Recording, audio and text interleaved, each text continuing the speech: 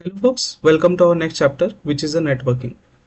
So in the networking commands, we will get the network information of our existing environment or as well as the IP address which we have present with us. So for this we have a various command which are ifconfig, ping, nslookup, ssh, scp, wget and curl.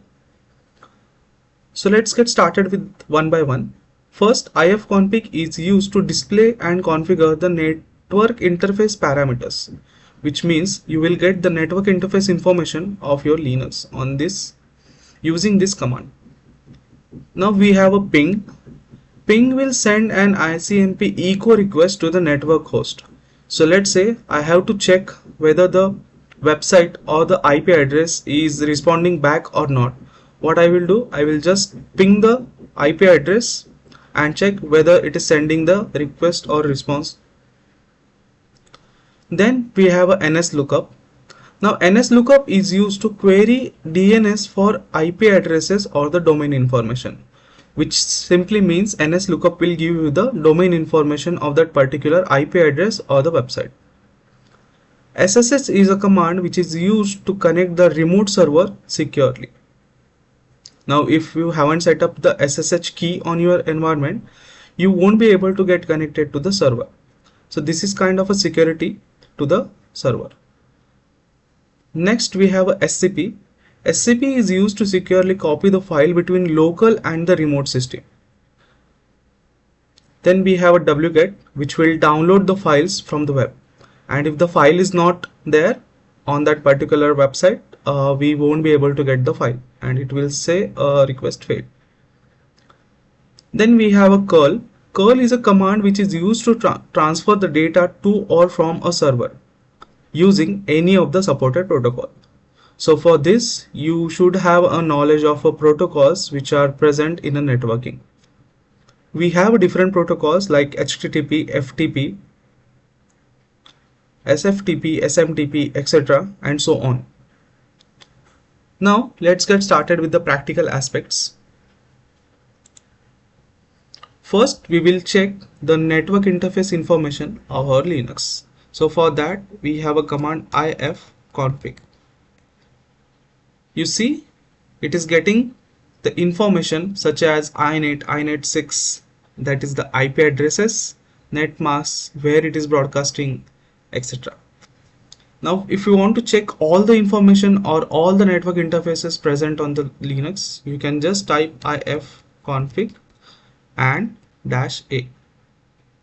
It will show information to all the network interfaces. So right now I only have 2, so it is showing the 2 network interfaces. Okay, so we go ahead for the next command. Then we have a ping. So the ping is used to check whether the server is responding back or not. So what I will do, I will check whether the Udemy website is responding or not.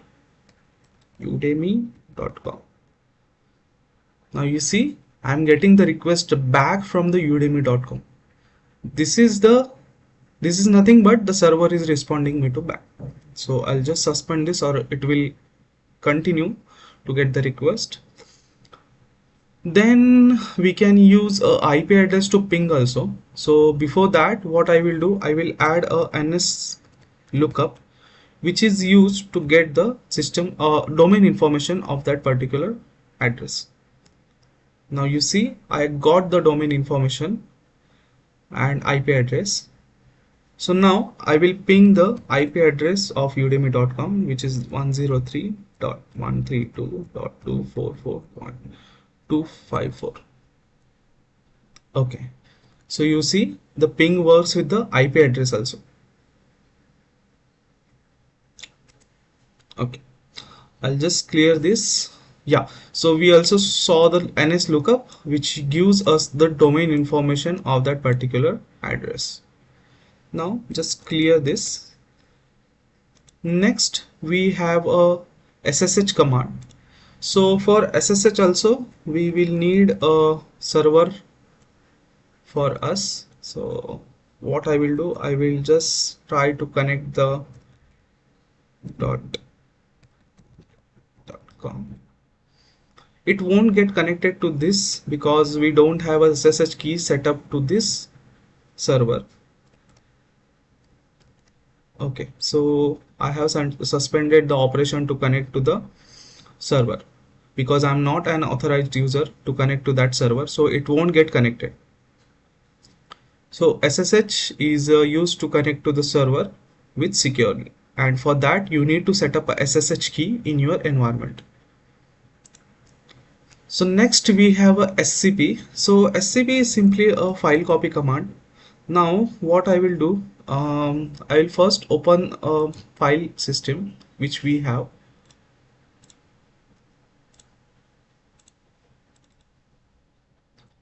Now what I will do, I will go to home and I can see there is a hello.txt, and if yeah, so in download I don't have that hello.txt. What I will do, using the scp command, I will just copy the command, or that I'll just copy the file to this particular download folder.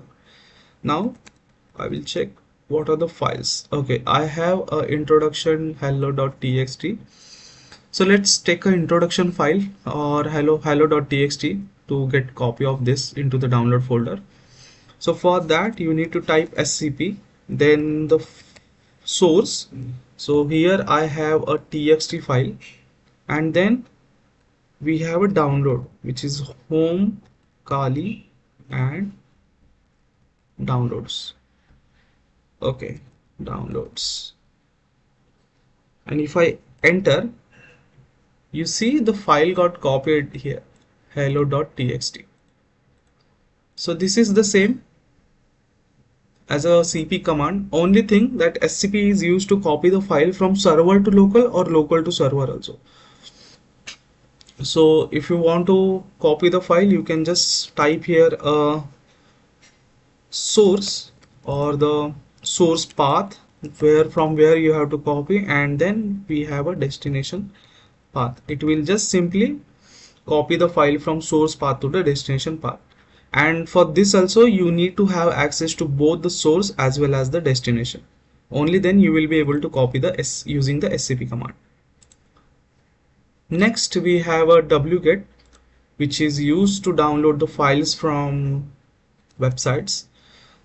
So I'm using the example.com. we don't have this file or .sample.php present at that website, or that website is not valid. This is because I'm just want to show you a demo, so I'm using a website which is not available.